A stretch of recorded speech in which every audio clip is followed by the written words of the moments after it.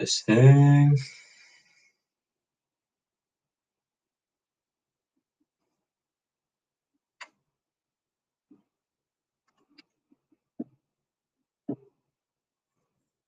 And that's good to go.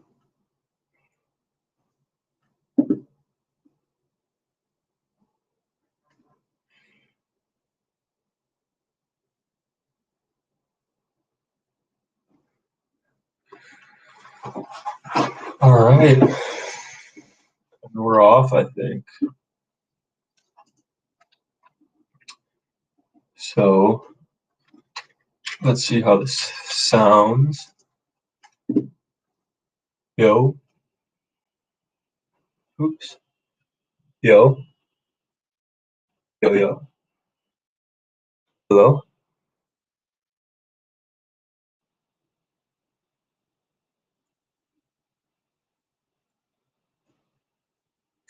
All right, there's a little delay there.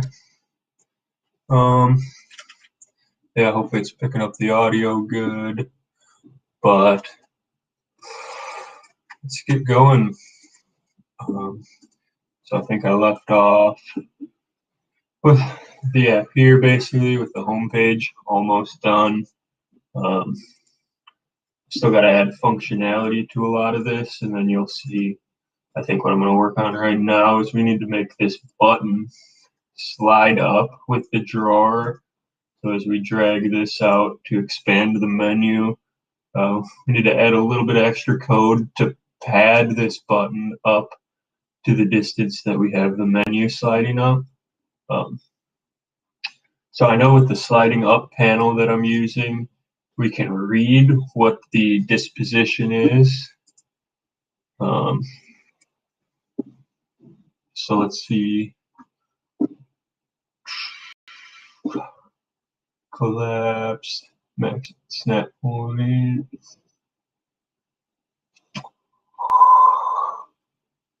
On panel slide, I think that's what we need. This callback called as the panel slides around with the current position of the panel.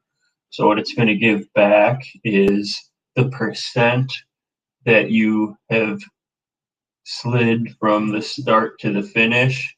So we can use that percent, and we know basically what the difference between our min and our max height are to figure out how much it's sliding, and we can use that to offset the padding of that button so it kind of stays the same amount above the button at all times. I think we may want to pad it a little bit to begin with too, I think, just to get it up above the bottom part of the menu. So let's try that. So the first thing we're going to need to do is take this floating action button. We're going to want to wrap it in a padding. I'll just cut that padding. Child will paste that in there, and then let's go here and add padding.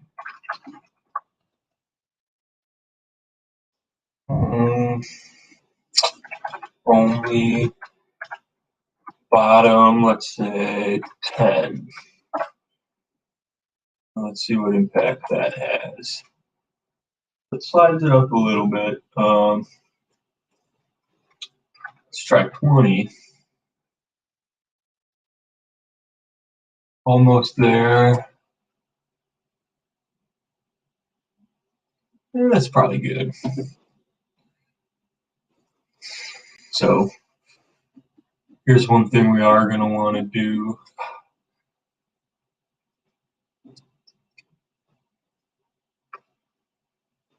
Since this is a stateful widget, we can come in here.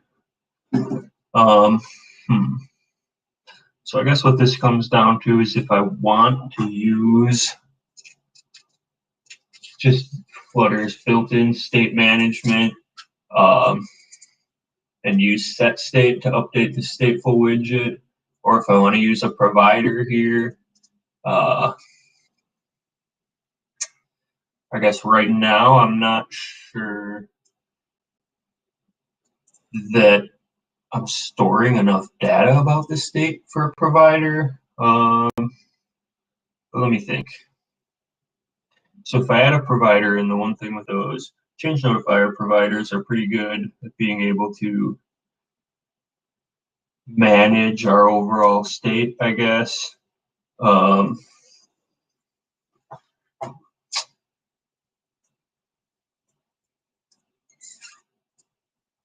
Yeah, I guess I will use a provider, because then we can use that on other pages. So if we want to slide it up, we can still maybe call back to this main provider to be able to determine the offset. So what we're going to need to do there is create a new class. Yeah, so class main app provider extends change notifier, which is basically just a type of provider. We can listen to this, and anytime it changes, if we call the notify listeners, it'll update the state of whatever is listening to that with the change notifier provider. So we'll implement that up top. But first we'll do, so we need a double floating action button offset.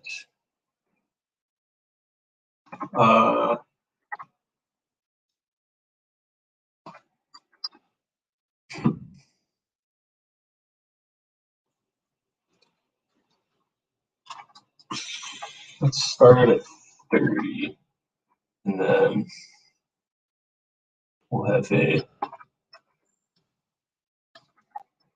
void function, because we don't need to return anything, and it will update this. So we'll call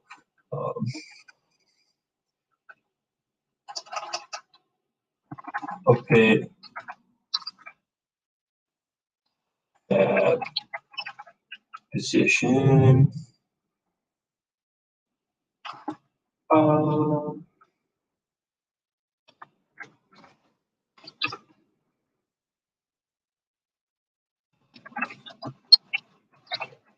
Fab offset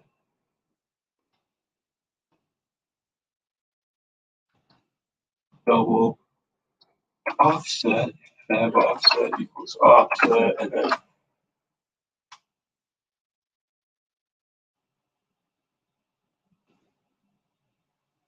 okay. And we need to call this notify listeners function, which is a provider. Basically just says let everything listening to this change notifier provider update. So now we want to wrap basically our entire scaffold in a listener for that. So make our whole page. So we'll pull that out. And then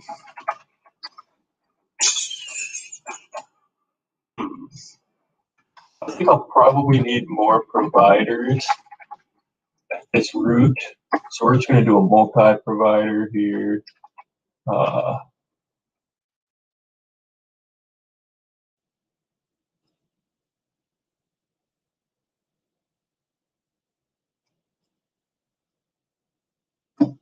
I think it's change providers here.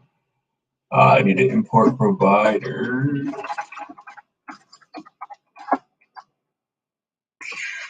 So we got provider imported.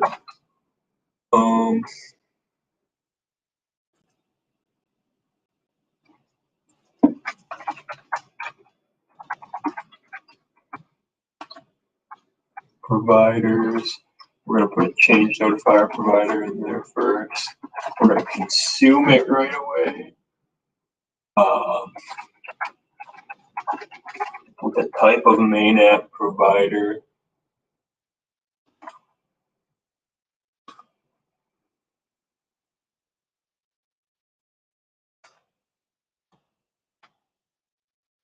Builder will have context. We'll have the main app provider, I'll call map, and then just a dummy variable. Then we'll return our page. Now I gotta add a provider in here. So it'll be a change notifier provider, change notifier below.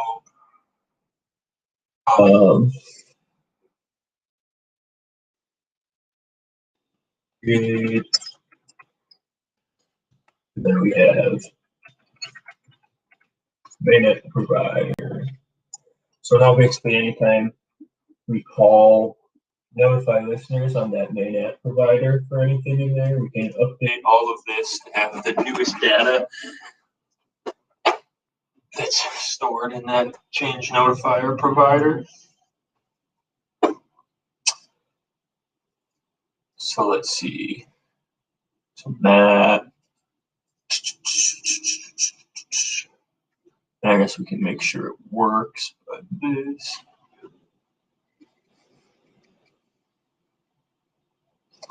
Gotta find the offset, 1 second, on the floating action button, and we'll do that at map.fab offset.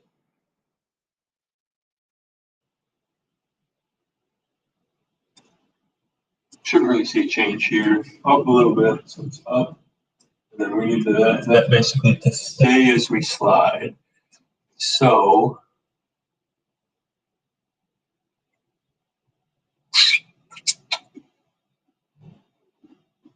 there's that sliding up panel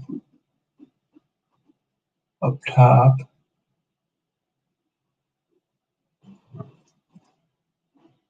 Body sliding up panel.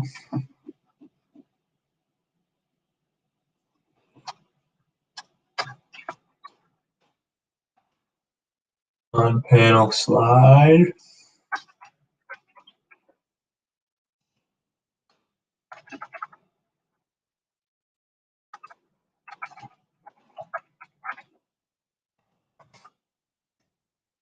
Double position. Not double. Well, it is a double, I guess. It's just a 0 to a 1, so it's a percent. So let's change that to percent slide. And just so we can see what that's going to output, let's print percent slide, and then we have our minute, our max are 40 and 120. So we have a range of about 80. So we need to basically, what we want our offset to be, we're starting it at 30, and then we want to basically increment it as this thing slides. So let's see if we have 80 times that. So offset is 80 times set slide plus 30 for the offset. And I know it's easy enough to just test. So let's see if we can get that print out. So see how it's printing out here.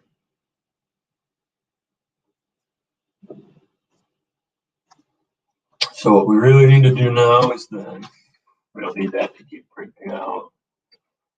Right now, we need to call math dot update the fab offset position, and we need to pass in 80, just to make sure, even though this should be fine. Percent slide, and then plus 30, that's our starting disposition.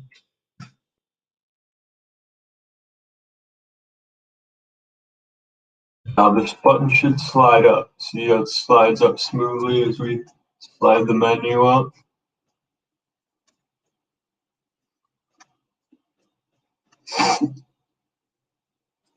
And these all tell you where we're going. We haven't implemented any of this yet. I also need to implement a data model, and I have a series of just different prompts. When you click that, that prompt changes.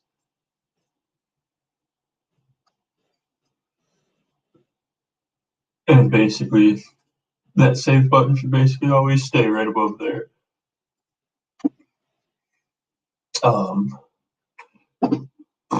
So I guess another thing we can do with the map provider is store the day's gratefulness on the main page. So let's see, we have main page state.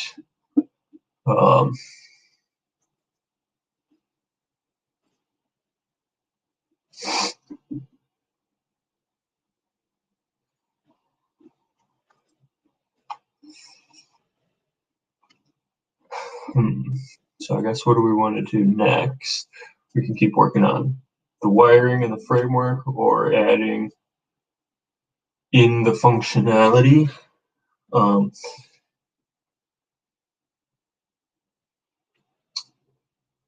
Functionality wise, we want to be able to save this date.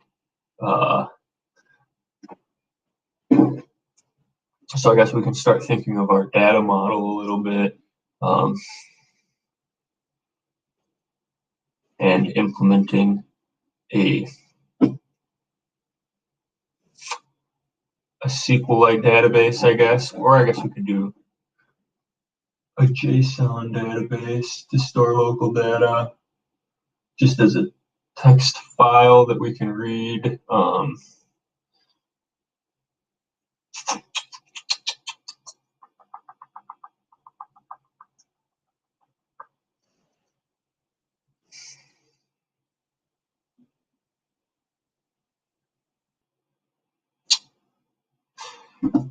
Yeah, I guess I'm just trying to think of what data model I want to use.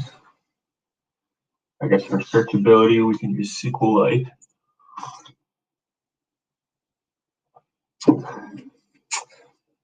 So I haven't used SQL with Flutter yet, but we can look into how to do that.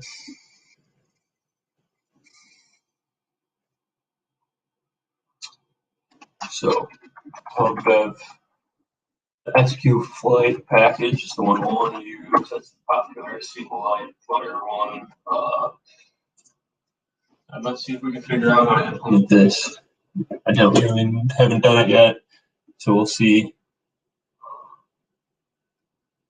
how this ends up working. So add it here, import it. Is a file in the file system identified by a path, if relative. This path is relative to the path obtained by,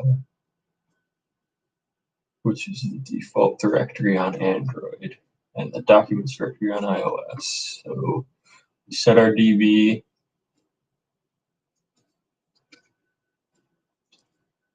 One database and would never need to close it. It will be closed down when the application is terminated. If you want to release resources,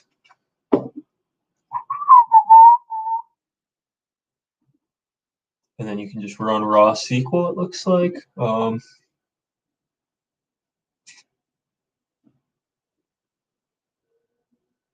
update, raw query.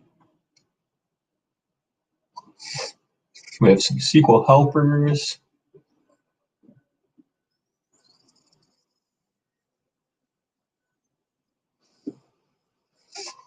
Where's the DB calls? Here. This is even using a provider.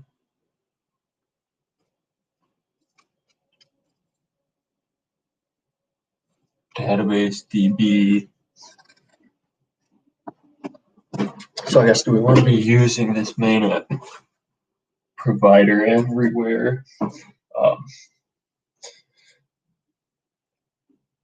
Yeah, I think so. So we could define our DB in there, and then anything that needs to use it, we'll just have to call that, or I guess we can just, in our init state, call the main app provider to update the database.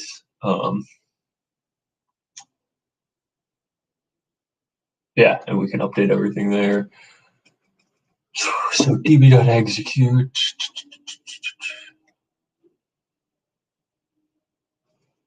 Open database. database.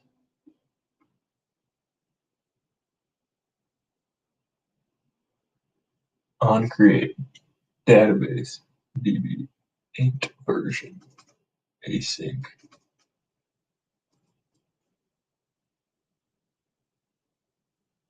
And then on creation, it executes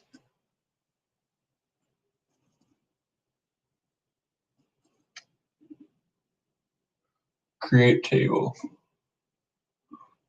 table to do. So create table to do ID, title, and done. Okay.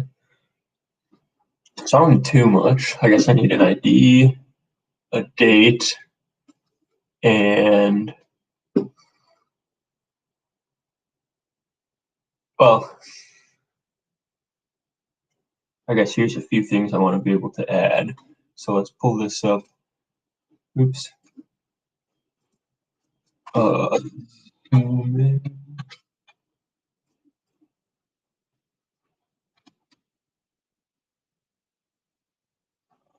So this main homepage, anything.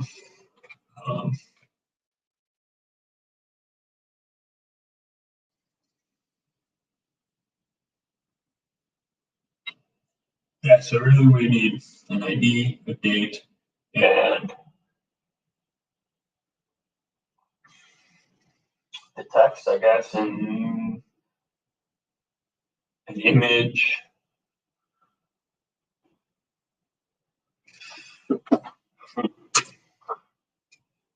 So maybe an image path, which should hopefully be a local path.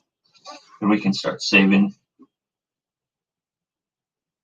those later. And an audio path.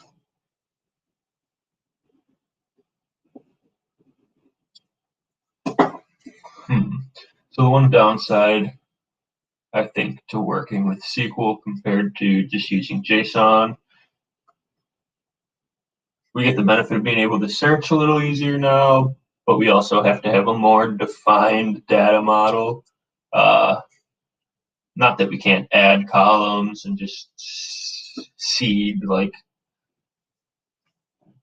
empty fields, which we could do here if we needed to add it, but it's a little bit more work. But let's see if we can just even get this thing started. So in pub spec, we need to import SQLite. We should probably be defining versions so we don't get creep. So let's do that.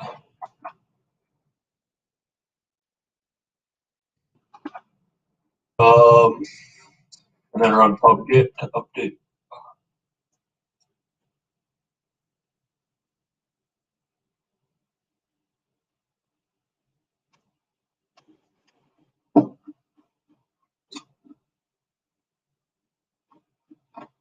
And then we need to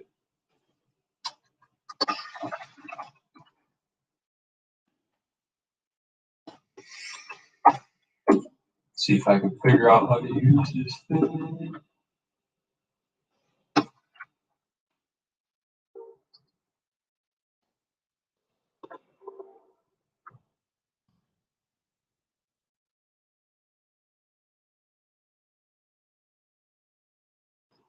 Let's import it, PowerDB. Dude, I want to actually define what it is instead of using so many dynamics. So we'll open DB. Let's see, they didn't open and create here. On create.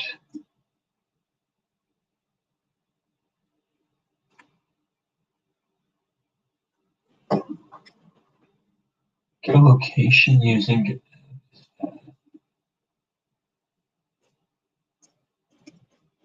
I think we can just use the default relative database. DB.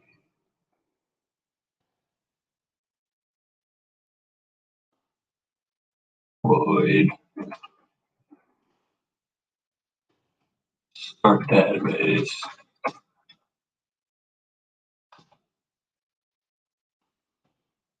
DB, we need to make this. Well, let's finish that. We need to make this an async function.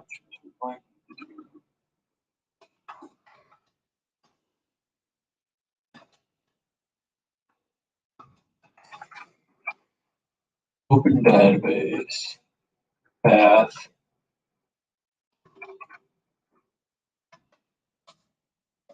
to db.db. That's the naming convention here. Yep, .db. Int version, and then we can do an on create the table.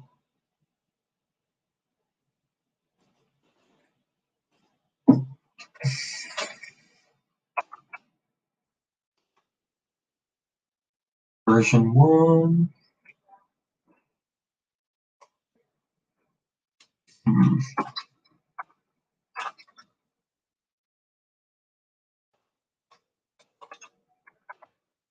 Um,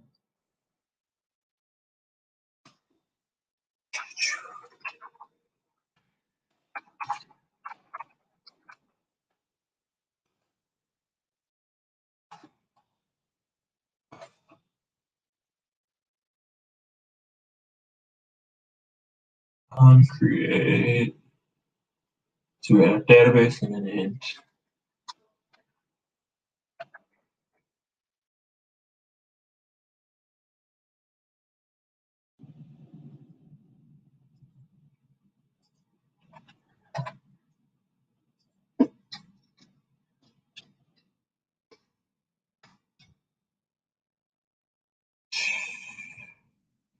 And then they're pretty much just running a query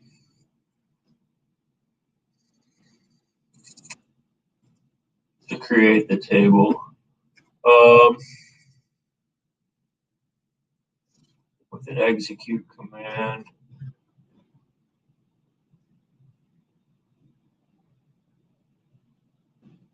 So let's try it. So we're going to want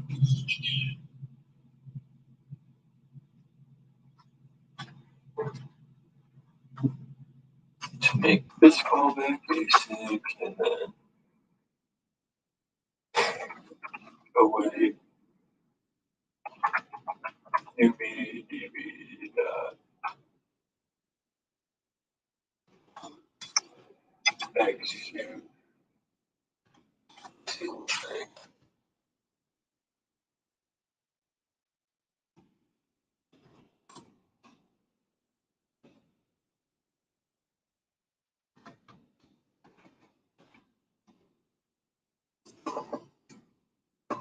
And so we're going to want to create table.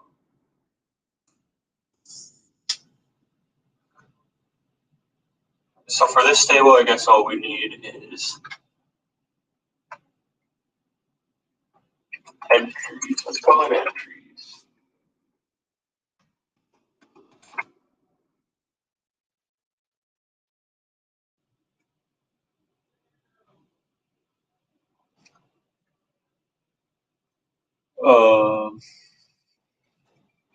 To create table test ID, blah, blah, blah.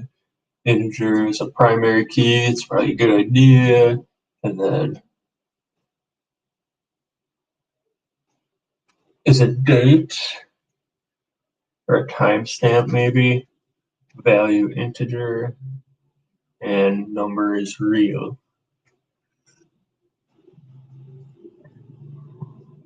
Insert your records in a transaction. Raw insert, raw update, raw query.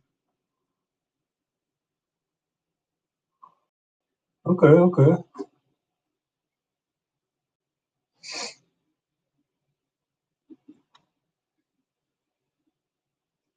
Let's see the create tables. It's still the same. Oh. So insert. I see how some of these helpers are working.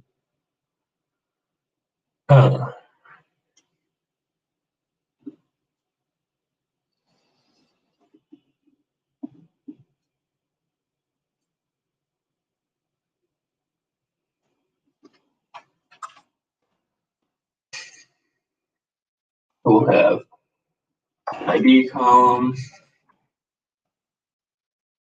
And I think I have to do full integer in SQL. Integer primary key. Text not null. Int.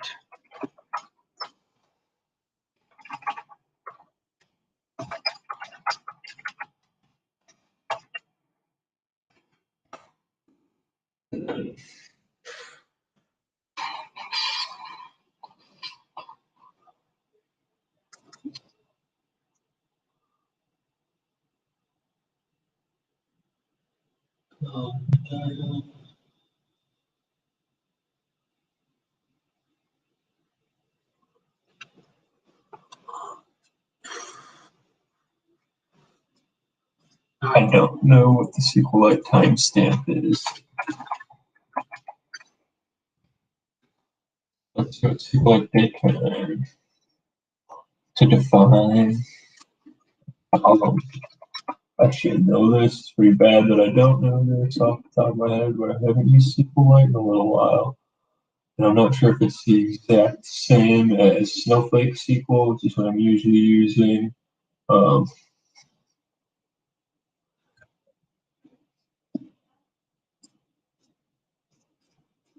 SQLite does not support built-in date and or time storage class. Instead, it leverages some built-in date and time functions to use other storage classes. So text, real, or integer. Integer might be the easiest. You need to use isolates. Yeah, so I think what I'm going to want to do is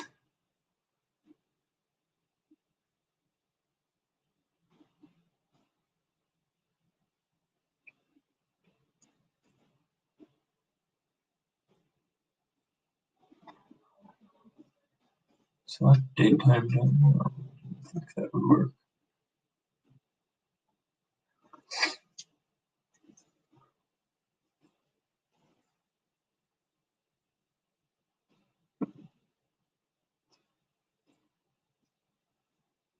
You can use a real storage class to store the date and time. It's Julian day numbers.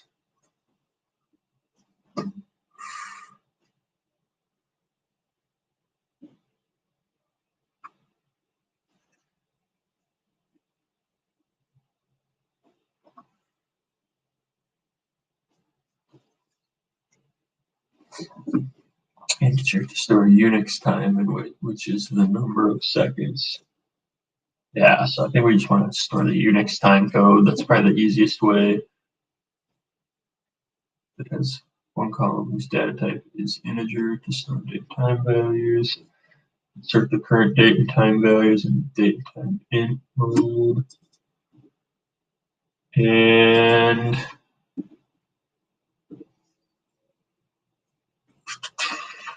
third, query the data from date time int table. All right. So basically, we just create it as an integer, and then see, we're getting the seconds from now.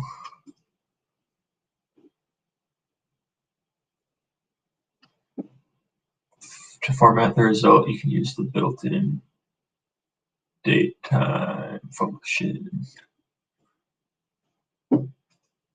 Okay, cool. So I think that's going to be the way to do it, is just to store the Unix time code, the seconds timestamp as an integer. So let's do that.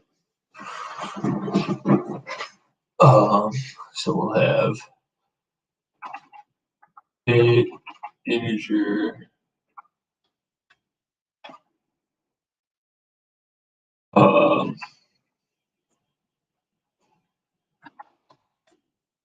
let's see.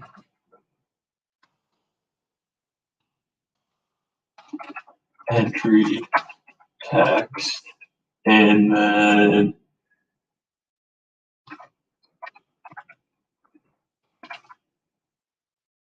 image URL text, prompt text, prompt text, image URL text, audio URL text.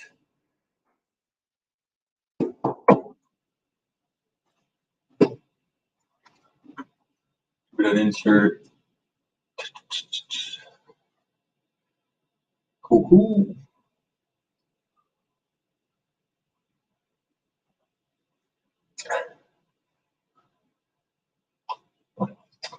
Got some Fiesta tea right here, some loose leaf. Pretty damn delicious.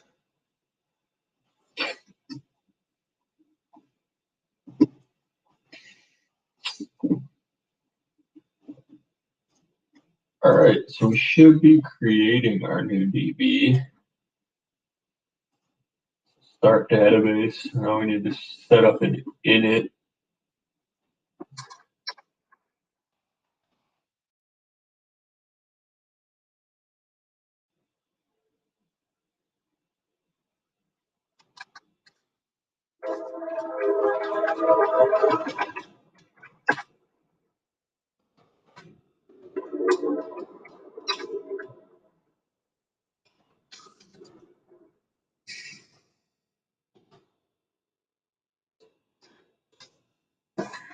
Oh man.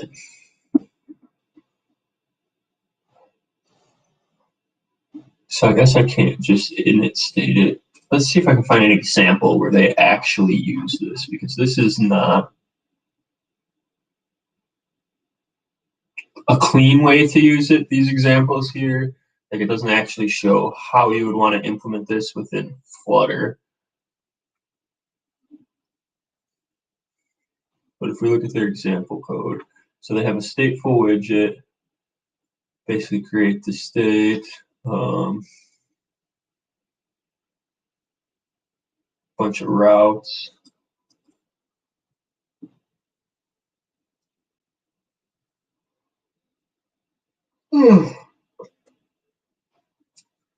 To my home page extends the stateful widget. So the home page stateful widget. Where's the home page state? Here's the home page state. So on the init state,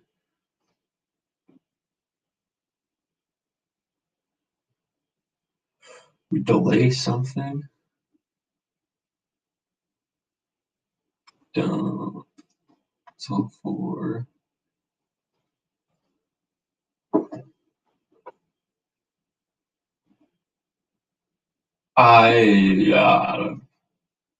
this is an awful example for SQLite. It doesn't show you at all how to actually implement this. It doesn't show you at all how to actually implement the SQLite portion.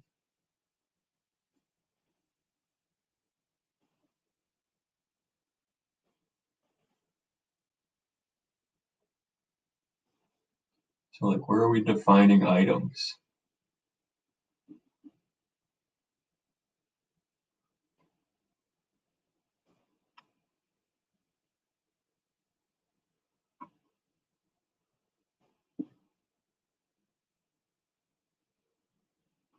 Yeah, so I think we need to find a better SQLite example. That one, man, that's brutal the way they implemented this. Trying to show you how to use this, and then their example doesn't call any of the functions they talk about. That is brutal. That's the worst example I've ever seen, I think. But it looks like a well-liked package, so it must work. I think we just actually need to see it implemented.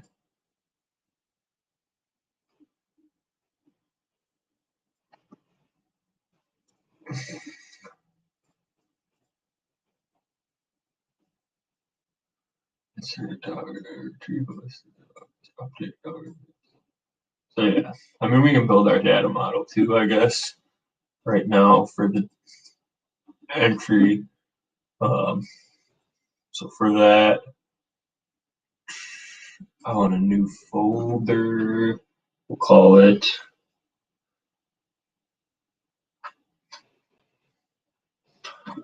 it's not necessarily a service. We'll just put it right here on the outside. So we want a new models.dart to hold our data models. And then, yeah, I guess class entry. Our first data model will have an int ID, a string, well, a date time,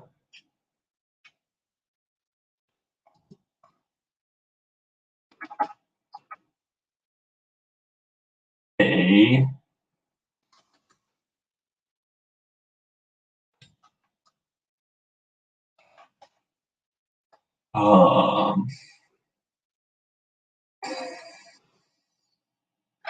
string entry,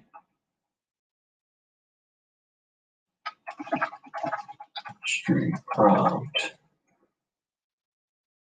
Pretty much everything we put in down here. ID, date, entry, prompt, and then the two URLs. They're not really URLs. Let's update those. Image path. That's a little more accurate. String path. Image path. String. Audio path.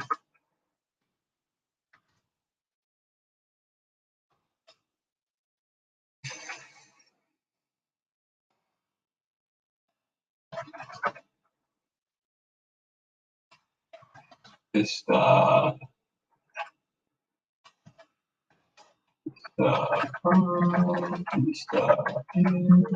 this dot. So now we can create those. So that's just our simple data model.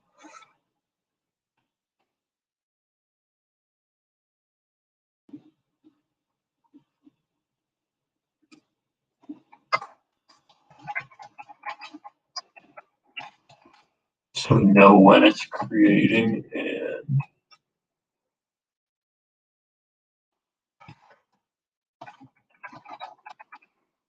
come in here and remove these later, but I just want to see how this is working since I don't really know how SQLite will work. Never used it before.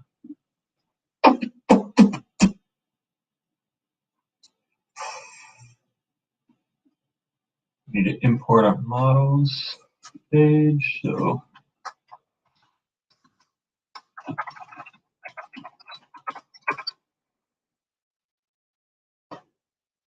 import models.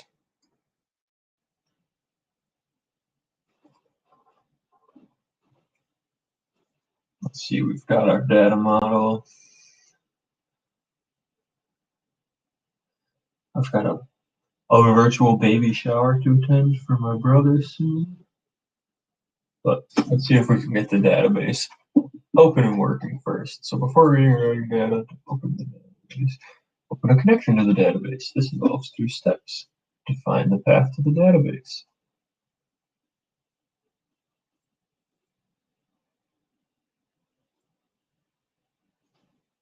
So I guess we can't open a relative database even though it says we can.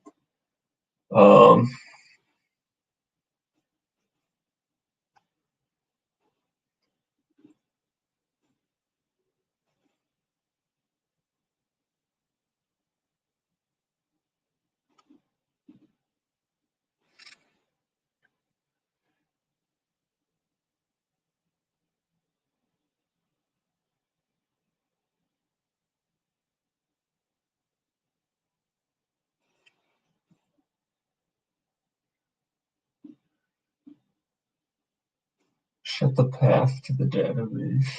Okay. So I guess I just need to do this to join it in here. So that's not too bad. We just come down here where I'm doing my open database, and instead we need this to be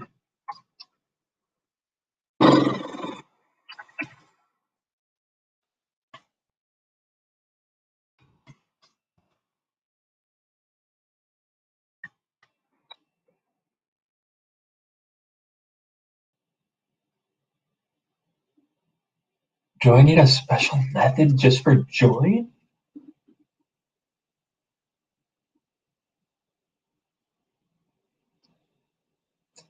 Path. So path provider doesn't have a join.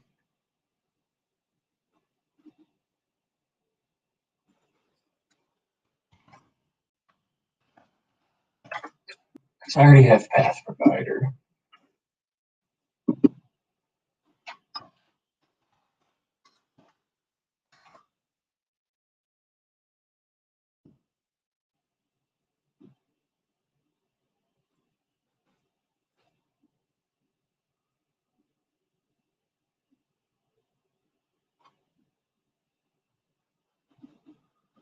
All right, I guess not. I guess I need to get dependency heavy here. So this is honestly one of my least favorite things, sort of, kind of about Flutter is it's pretty stripped out, and I end up getting dependency heavy easy. I need to bring in a third-party thing just for path.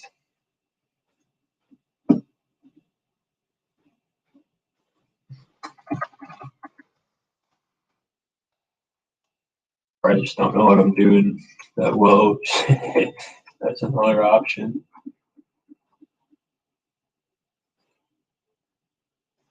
All right.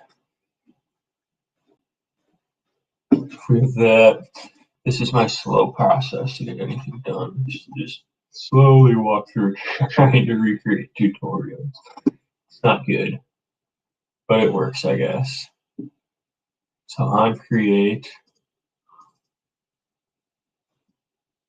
the table.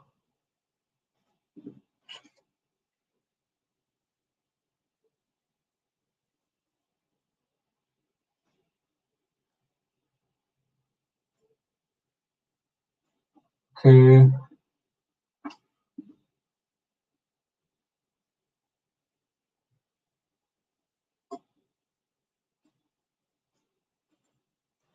Now that you have a database with a table suitable for storing information about various dogs, it's time to read and write data. The dog table. Create the dog into a map. Use the insert method to store the map in the dog's table. So I need a toMap function for my entries, and then I can use the helper function, insert into the table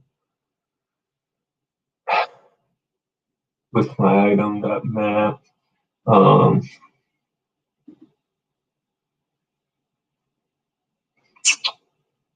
But I'll specify the conflict algorithm to use in case the same dog is inserted twice. So basically the same ID for the primary key. And then we have to create a dog. And then we can call insert dog. So the only problem with these is they're not really showing how to set up where do you initialize with the stateful widgetness or within the stateful widgets in Flutter.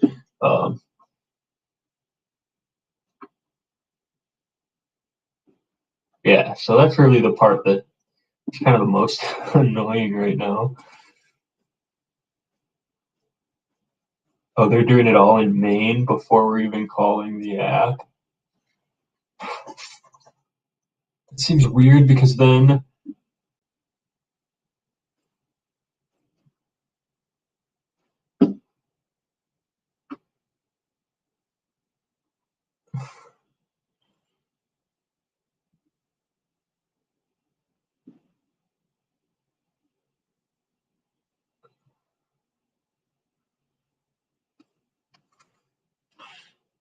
This main function is never.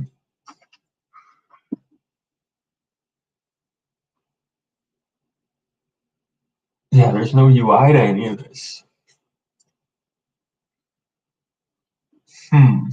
So we're going to need a better example. These are brutal, man. They just keep skipping out half the stuff that you need to do with Flutter, which is like the managing of the state and the UI portion of it.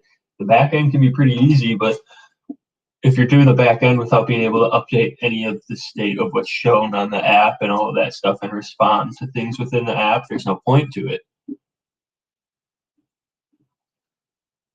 This one might be a little better from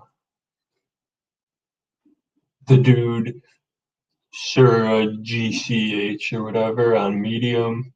Shout out. Let's hope he can help us out here. Oh, this is brutal, man.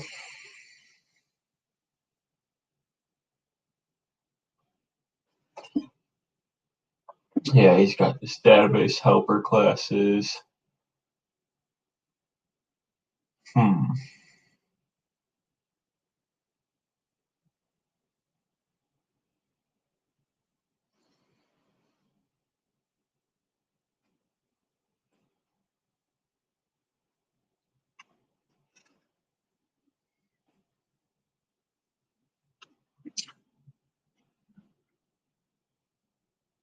Database name, open database.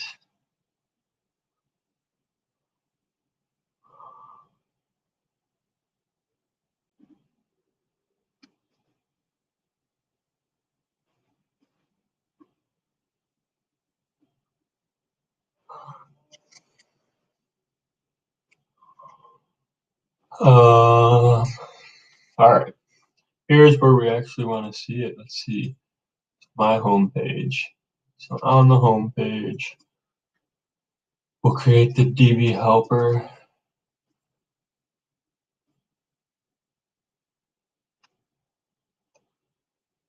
So that's what I want.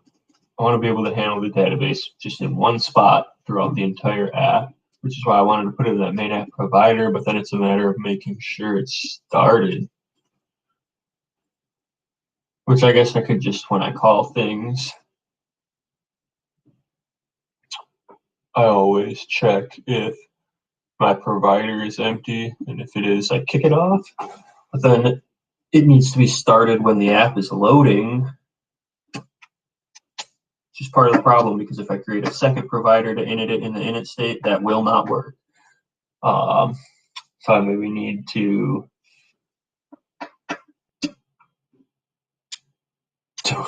I really don't want to have to do so many nested like stream and future builders, but I think there's no other way to do it than with a stream builder.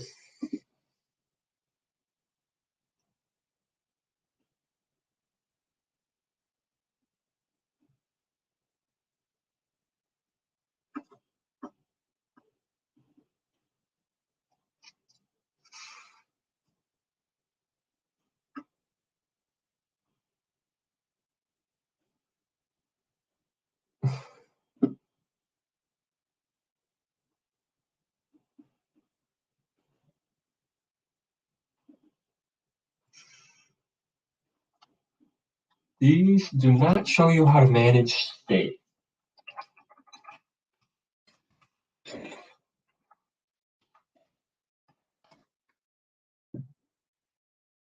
I'm not the only one that has no idea how these things work.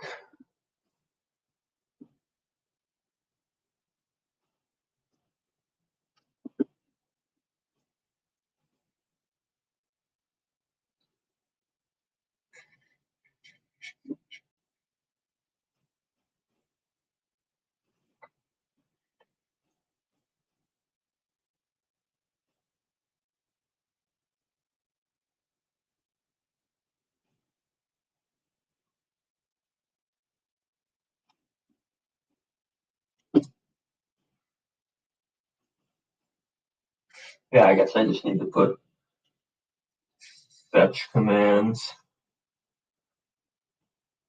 in my provider and pull them there. And I guess I'm just going to have to check every time I want to do anything that I don't have a null BB. Oh boy, this is a mess. Not a fan of the SQLite thing, man. I wish that it was a little easier to do full text search in JSON. But I think the only really way to do that is to fully index something with like Elasticsearch or something like that. And that's way more in depth than I want to be. Uh, yeah, let me just make sure that's basically the case.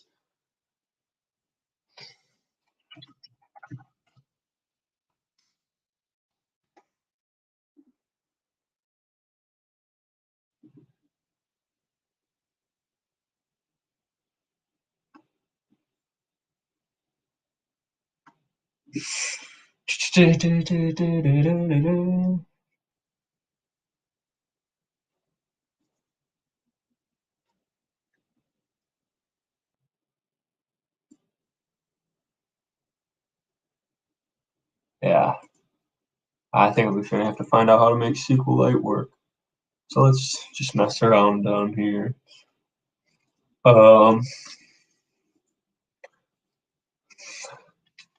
Pretty much we just need to, and every time we want to do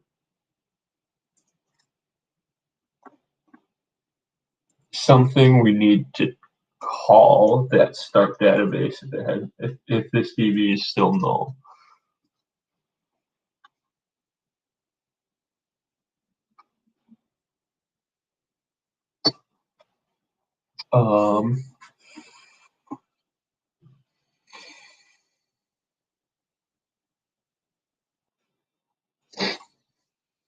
So that's for my full main app provider. I don't necessarily need that. I don't need the init state anymore. I'm not doing much in there.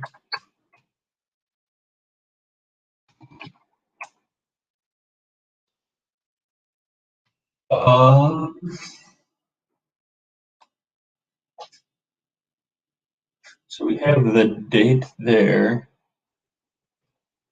that we'll be able to add. Or we can just get the datetime dot now. So we don't really need to track the date. Right now we really, I mean, I don't have the image URL thing either available.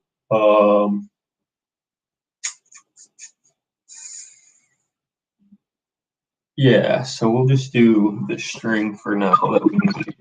So string entry text equals nothing.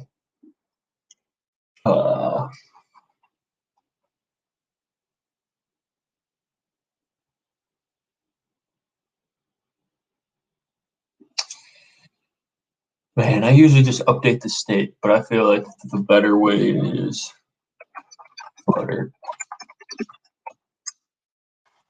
Get value. I think we're supposed to use the controller. I never do. I don't know. I don't really like the text editing controller thing, but I guess we need to clean it up, and then we pass the controller to the text field.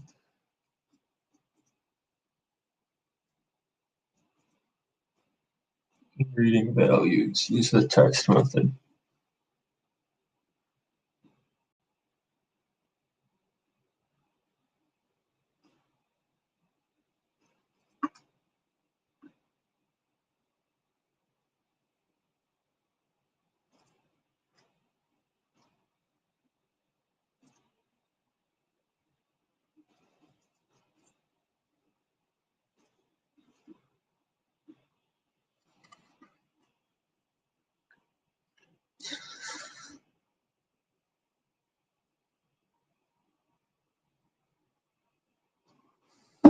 I guess I can try it with the text editing controller.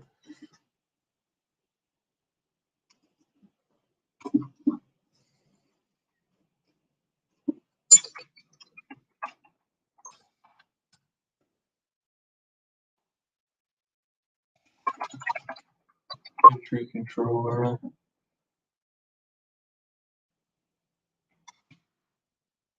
And then do we just have to define an empty text editor controller?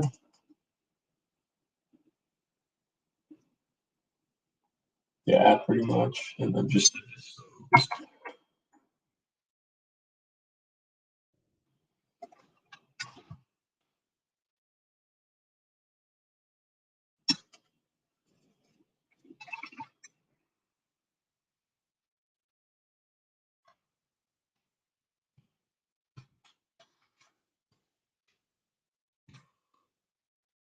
controller, and then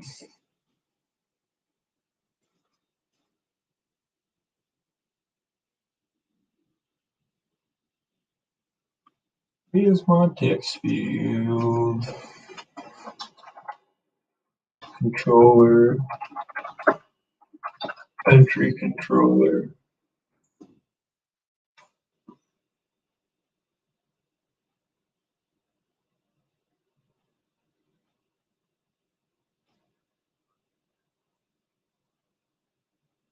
Getting all the fantasy football updates. My teams are not good this year.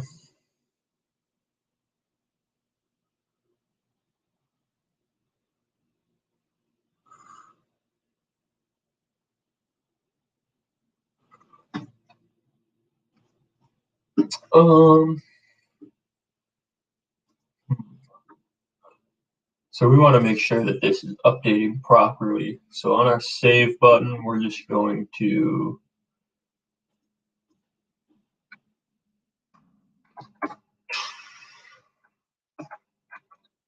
print entry controller dot text.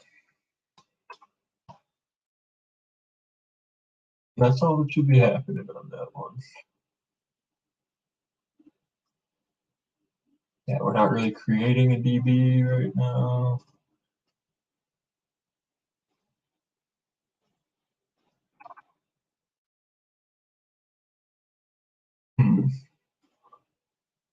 Maybe I need to fully rebuild it. We'll try that.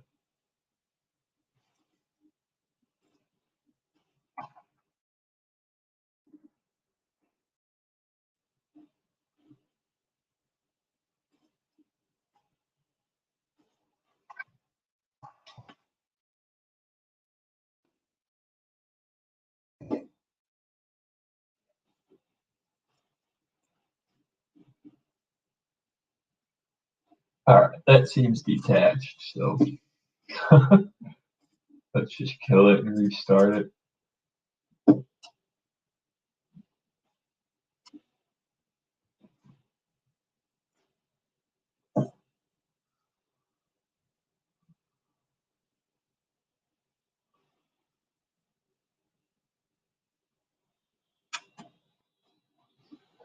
See how that goes. And then hopefully I can at least get it set up to be saving into that DB.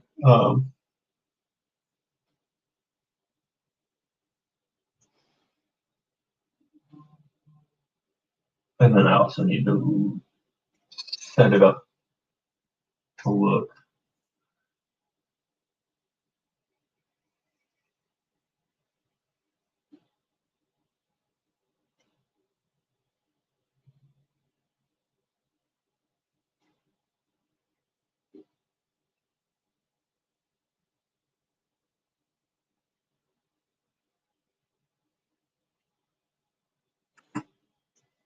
All right.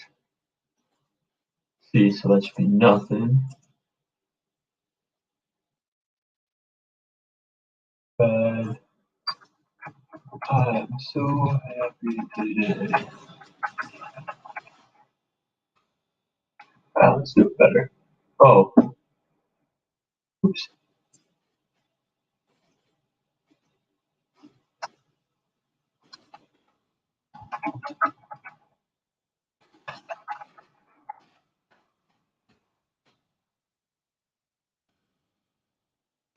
Okay, so we do need to line that.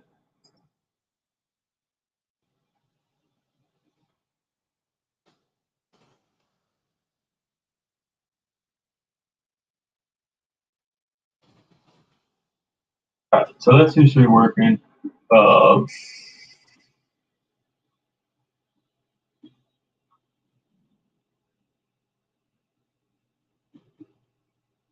Where's the text field? Where's the text field? Where's it?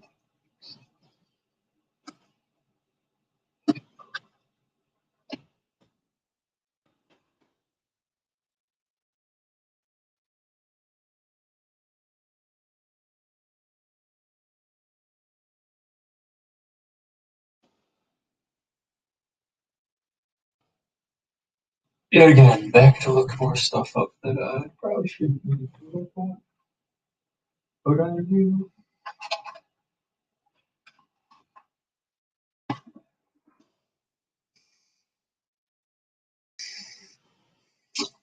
Text field wrapping.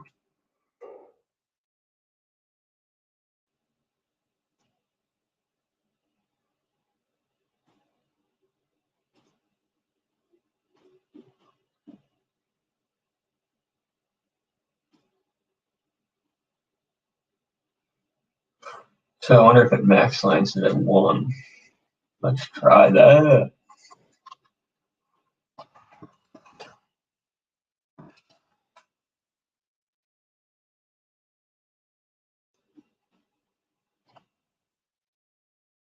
Oh, there we go. Cool, cool, cool, cool, cool.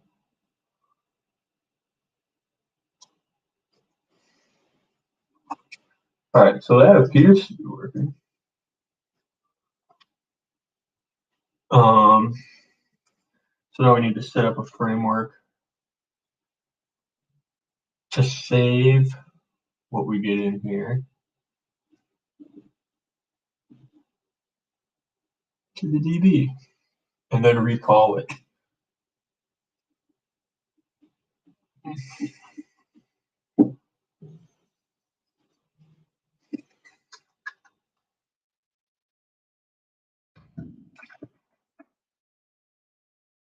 I think I might not have had a bad idea to do a big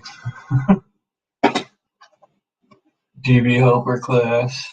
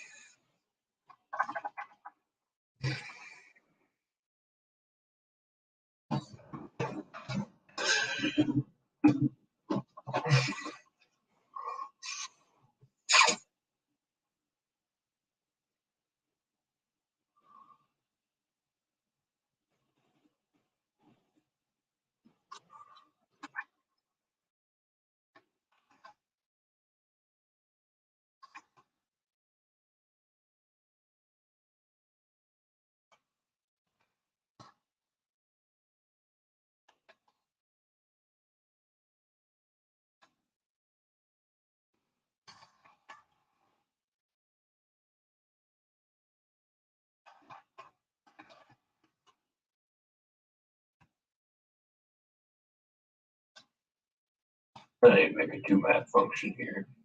Models.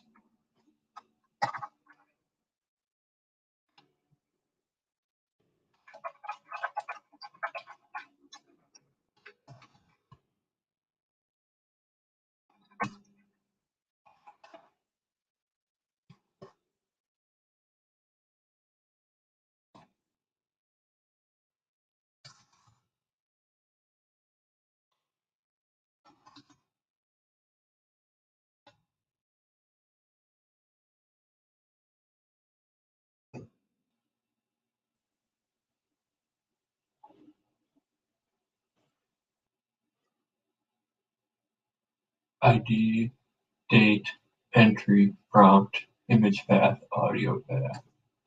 ID, date. Let's change this to date so it lines up, even though it's a date time. ID, date, entry, prompt, image path, audio path. Date. Just to keep it consistent, a little easier to remember, hopefully.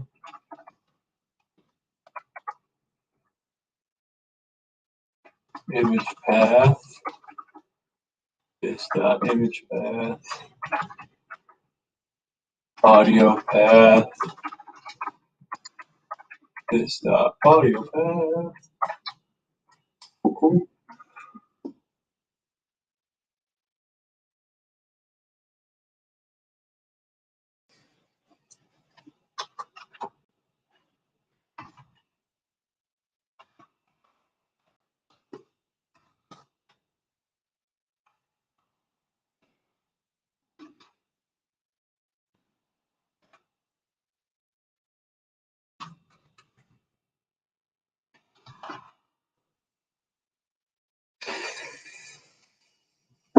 We need to read that page.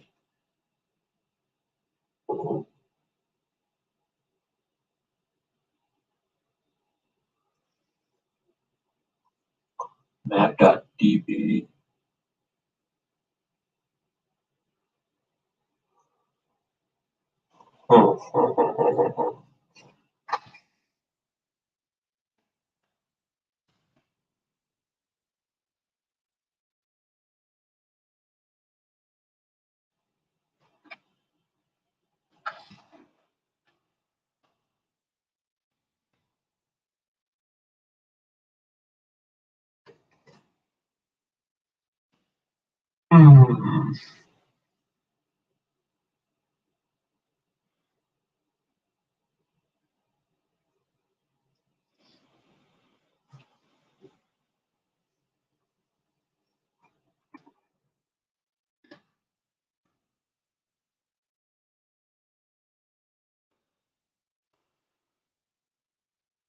With an optional.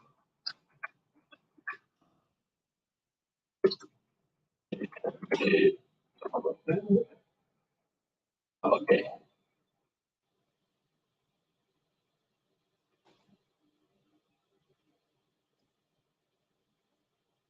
Why did I not have a future there?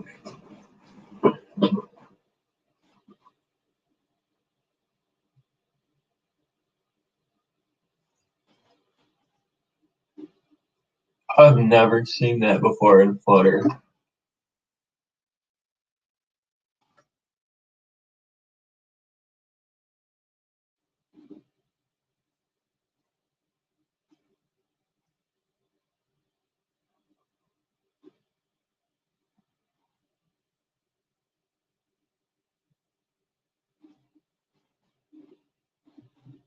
All right. Well, I hope it works.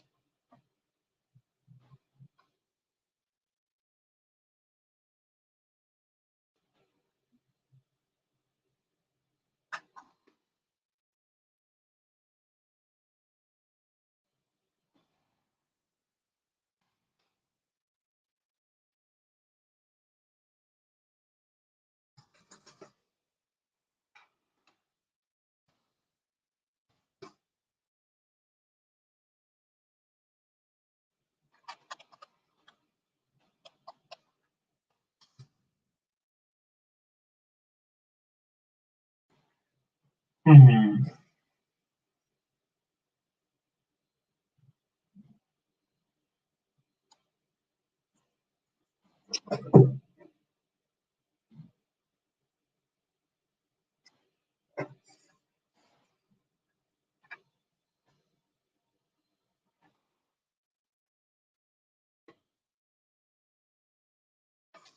And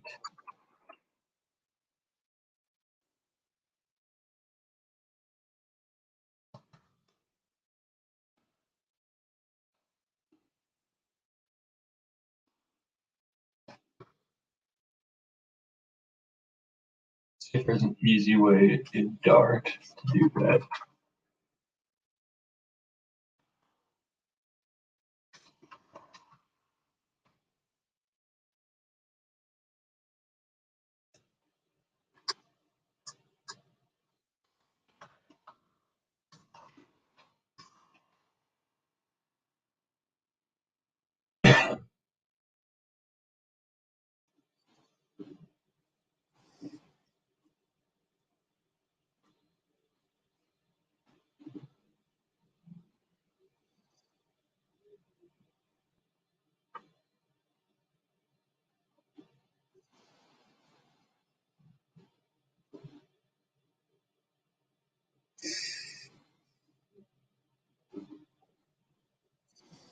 Well, that's not what I'm looking for. I want the start of the day, bro.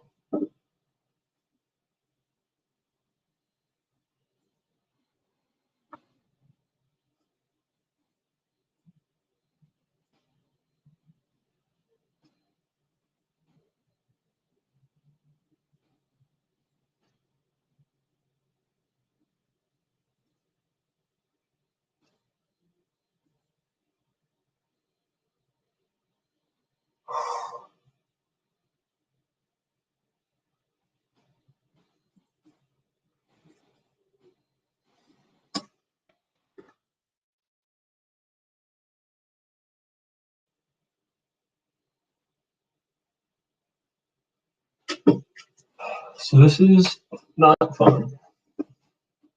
Trying to figure this part out. Some of these things, it's like, it's something that's really so easy and they just make it difficult. It's really sad that it's that hard, but there's not like a to date dot, like, you know what I mean? And then we go from the date where we strip off the rest of that time, you know what I mean? Oh.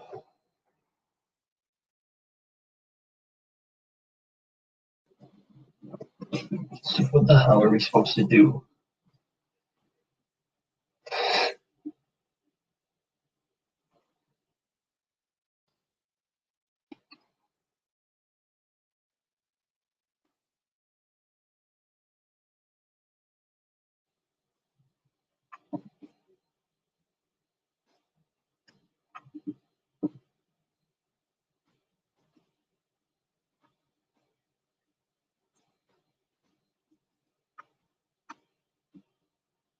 Okay.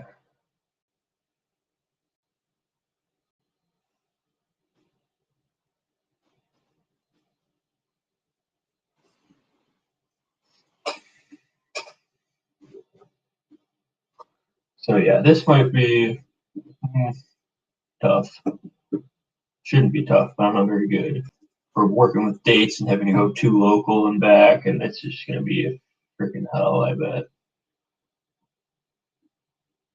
But let's give it a shot. What a waste, bro.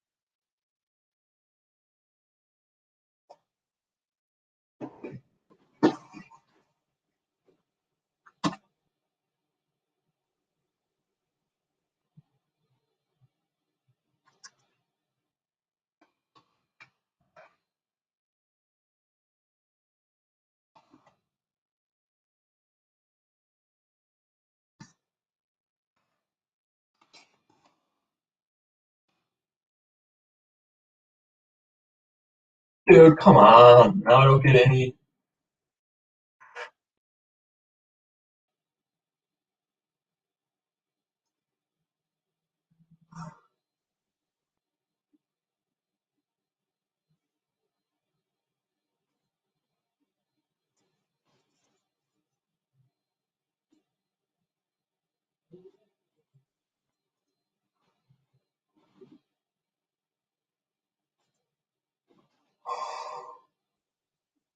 Why is this not working, bro?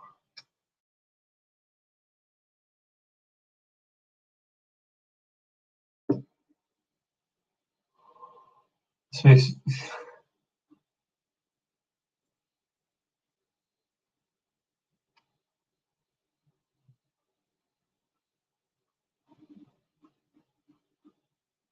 What is off here, man? This just makes no sense.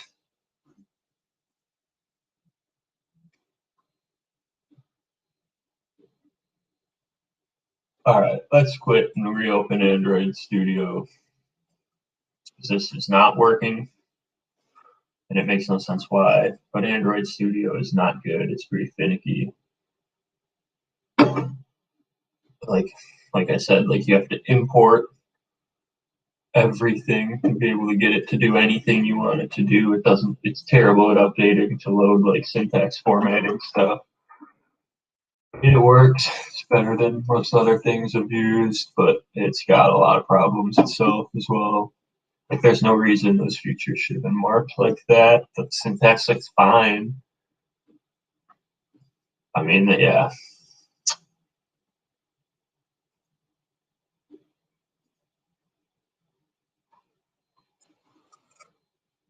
We'll let it open.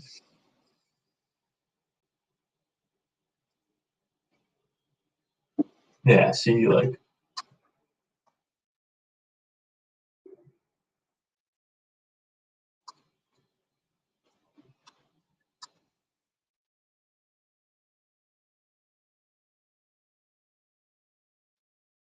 it's not equal to null. Whoop, needed else. Oh.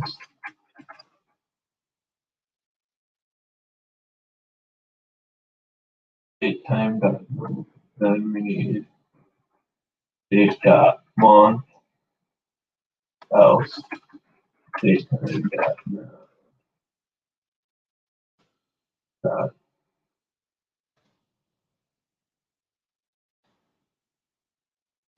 date not equal to null, then date dot day else.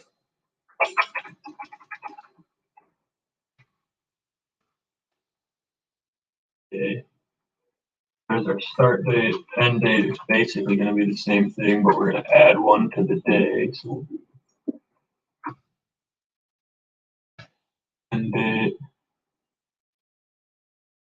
day plus one. Oh, for all the local shystas.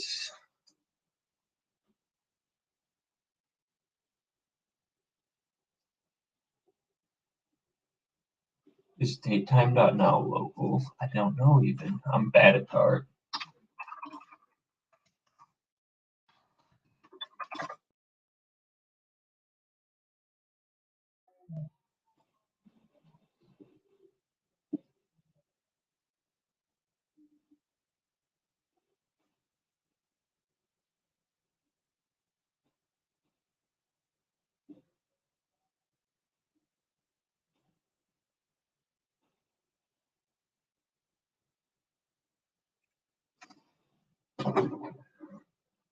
I want to store everything in UTC and then convert it to local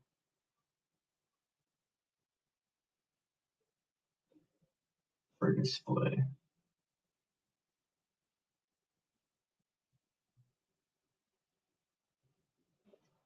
Yeah, that works. The only problem is then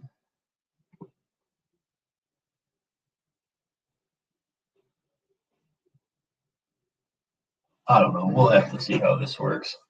Yeah. The whole time zone thing is just messed, man.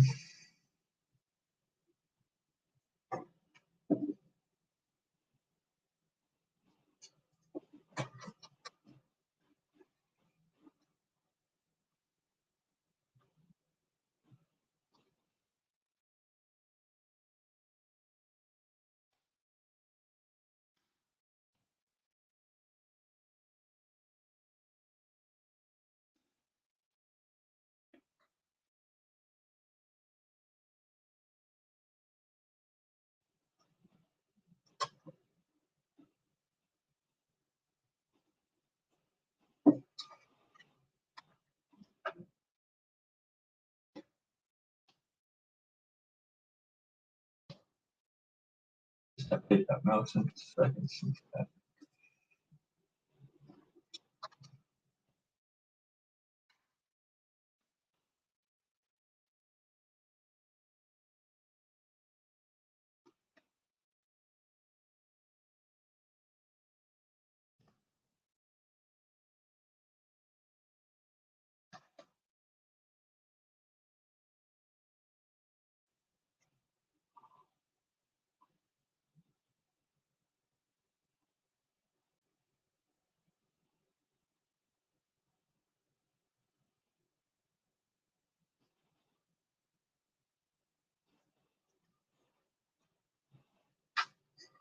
Entries. I don't need distinct. I want all columns.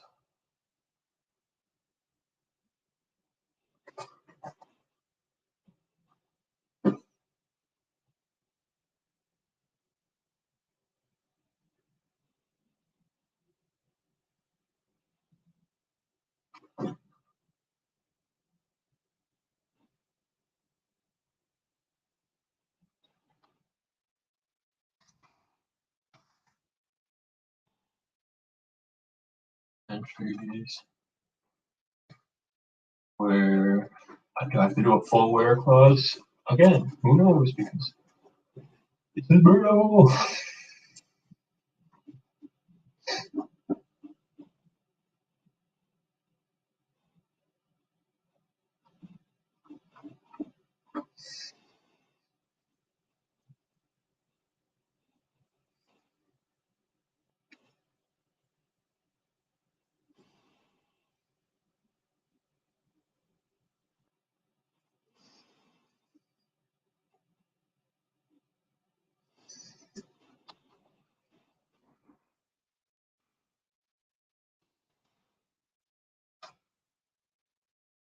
For greater than or equal to the start constant and big less than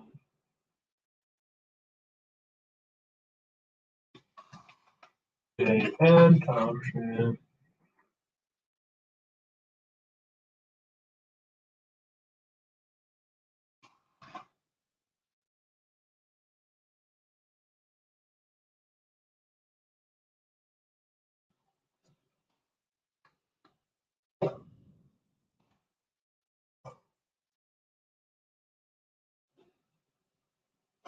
What does it even return?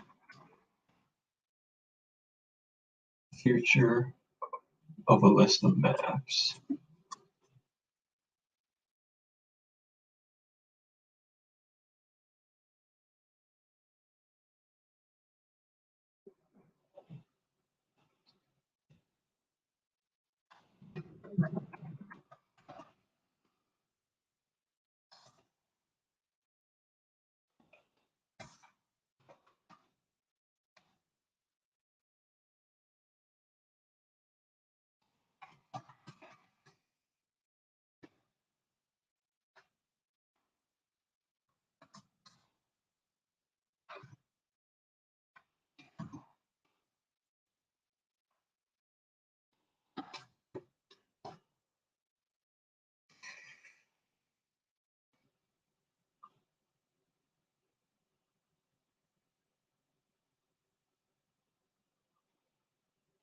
Oh man, I'm piecing this thing together, but this is going slow because I don't know how to use SQLite. It's kind of a mess.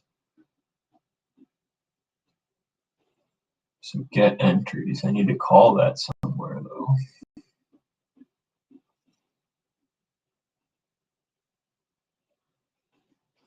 But I need the map. So like, yeah, so this work is weird because like I'll have this multi-provider, but then it's like, okay, but then I have to inside that put another provider because I need access to this change notifier provider. It's just not the best setup. It's not the best way to, I don't think. But I don't know a better way. More so just blame it on this SQLite package that I don't know how to use. So I'm sure there's better ways to do it, but I just am too dumb. So we'll cut that out and we'll do another future builder.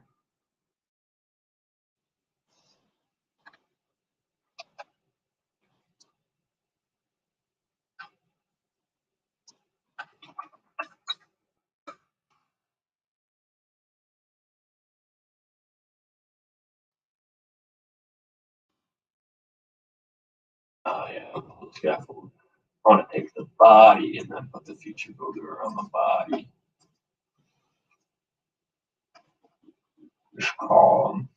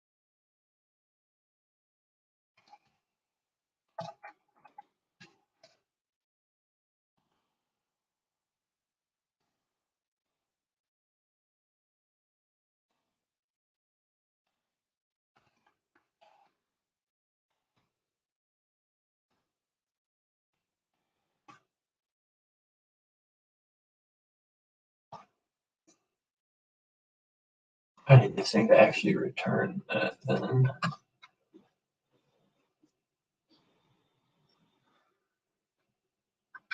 So I need a factory probably.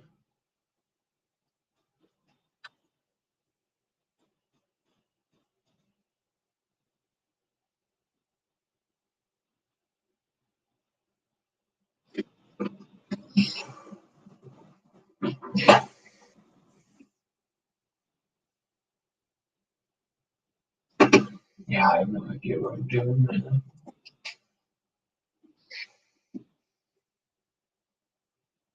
Kind of brutal. Doing like 4 hours of streams and I'm literally the only person watching. That's funny, man.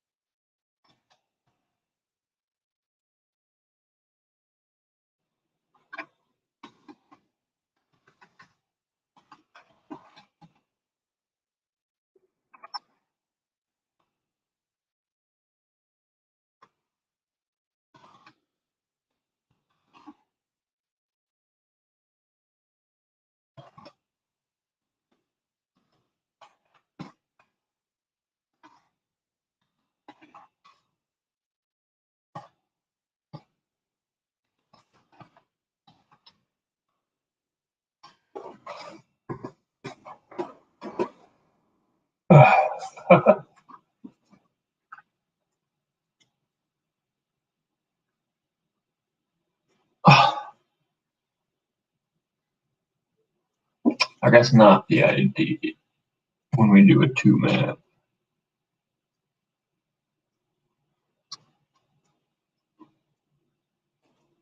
I don't even know if this is gonna work, man. SQLite just seems like a freaking mess, dude. SQL is not that good for application data storage, I don't think. And I use it all the time for like BI data, like business intelligence and analytics stuff, and it's great for that. But when you're actually having to store a data model, it's sort of a mess when you need to be like updating stuff on the fly and whatnot. I think NoSQL is way better for that. I've fallen in love with Firebase.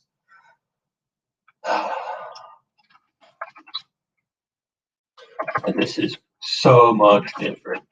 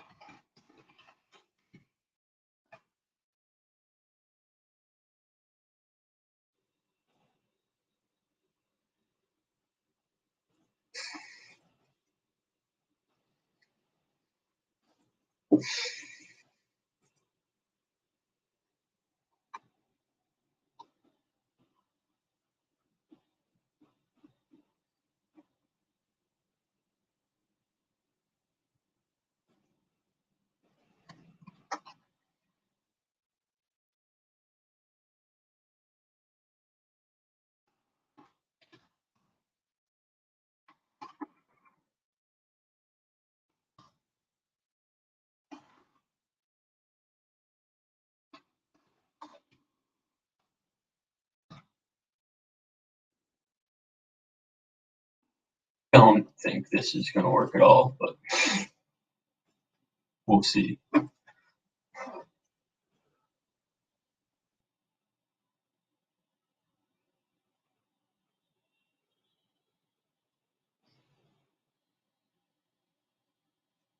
And then I need to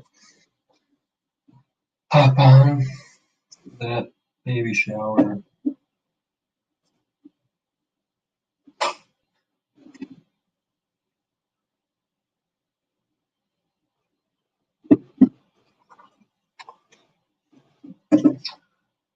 Oh yeah, we need to update the save button.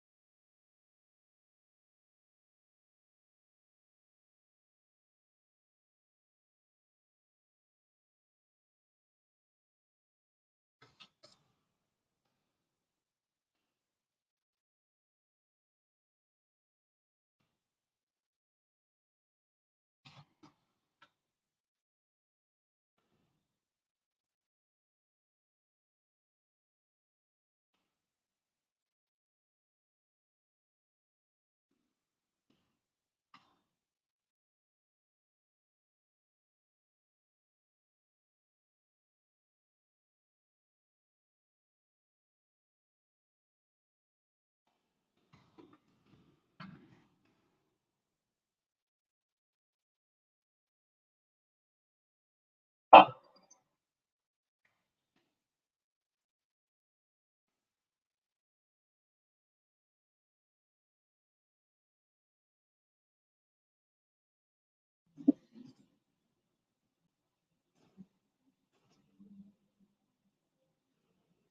yeah, for some reason I don't think this is going to work, but let's see what errors we get. So that works, but then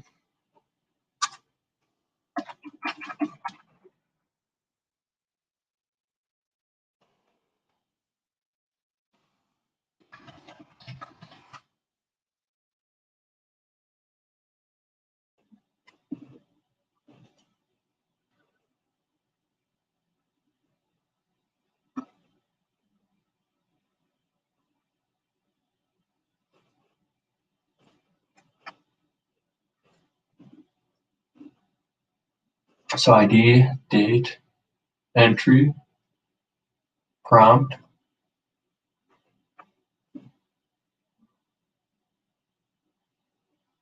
prompt. Yeah, no, so this is cool. You should get the prompt right.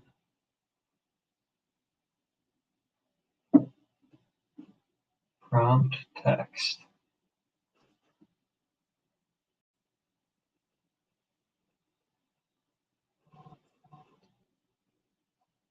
Oh, yeah, I didn't put the prompt in here for my two. Prompt.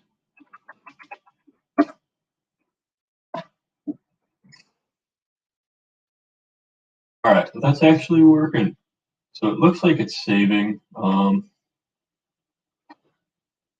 Yeah, I think that's all I'll get to for now today. I'll maybe hop on later today to finish up implementing it so we can sort of dynamically choose dates from the calendar widget and have it update to show what we've added here, if we've added anything.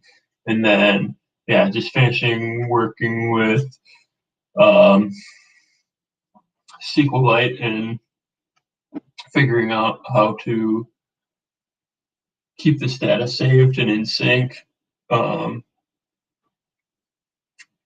Yeah, it looks like we're working right now to get it saved and get some results. So that's good. So yeah, I think just keep expanding. I think the next thing I'll work on is building the calendar so we can change dates up here. And then hopefully that'll also mean retrieving entries from different days and saving to different days. And then from there, the next couple things that I'll implement will either be the homepage, which will have like the timeline of your entries, as well as some just like dynamic prompts where we can change the prompt, and you can also favorite prompts. We'll also have to save your favorited prompts somewhere in the SQLite database. With that, we'll be able to then show. So then I'll have to figure out what I want to do with the favorited prompts, whether it's just like we'll show you a prompt and 20% of the time it'll be a favorite one and 80% of the time it'll be another one. Yeah, something like that. A little slow today. All we got working, really the only seamless thing that seemed to work was offsetting that save button. So it works with the menu. The SQLite was a little rough, but it looks like we have it working.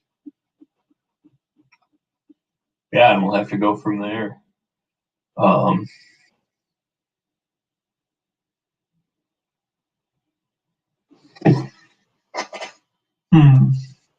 I do have to think about how I want to save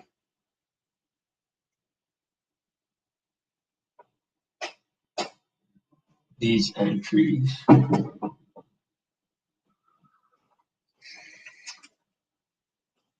Because right now, I guess I can update by ID if I have to update them, so I don't need to try and update them by the date if they exist. So I think we're fine. Yeah, I'll finish up a little more of this later.